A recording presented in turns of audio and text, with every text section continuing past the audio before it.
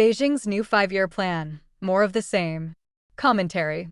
For China's Communist Party, each new five-year plan is supposed to revise the direction of the economy. The recently announced version, the 15th of its kind, claims to have done that. Of course, like all past plans, it is mostly aspirational, certainly not operational. It states where Beijing wants to take the economy, not how it intends to get it there. This latest plan does not even have much new in it. Unsurprisingly, it emphasizes much the same goals and policies that Chinese leader Xi Jinping has been pushing for years now. The plan, details, and the usual party language aside, stresses four broad aims. One is to continue the by now year-long effort to upgrade China's technology, including strides in artificial intelligence, presumably to overtake the United States. Two is a constant refrain throughout the plan, calling for compliance and state control. Three, it stresses Beijing's already apparent desire to internationalize China's stature diplomatically, commercially, and financially, including, perhaps especially, the global stature of China's digital yuan. Presumably to overtake the US dollar's role as the world's international currency, what bankers and economists refer to as the global reserve.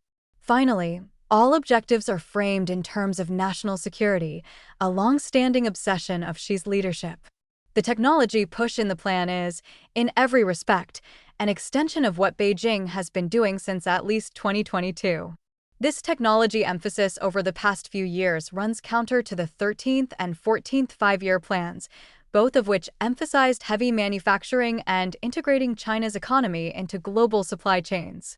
This latest plan mentions these former emphases, but otherwise lines up with these recent policies, emphasizing upgrades to China's technologies, especially AI, quantum computing, sophisticated semiconductors, IT services, software, electric vehicles, and biomedical advances. To this end, this new five-year plan encourages Chinese companies, both state-owned and private, to invest overseas, presumably to learn best practices, especially the commercialization of innovations that might advance the goal of accelerating domestic demand growth. The plan's emphasis on control should hardly come as a surprise to anyone who has observed China under Xi. Throughout, this planning document stresses Beijing's oversight and the need for enterprises, especially those investing overseas, to comply earnestly with all regulations. The plan emphasizes the need to invest in mechanisms and institutions to safeguard assets and intellectual capital, especially when investing overseas. Referring to such structures as service networks, the plan calls for China to enhance areas such as legal services, accounting, auditing, credit rating, arbitration, and the mediation of disputes. The push to raise China's stature globally is also evident. The planners talk about the promotion of the overseas application of Chinese standards when referring to technological and industrial practices as well as regulatory structures. In this effort, Beijing's planners have given Hong Kong a prominent role.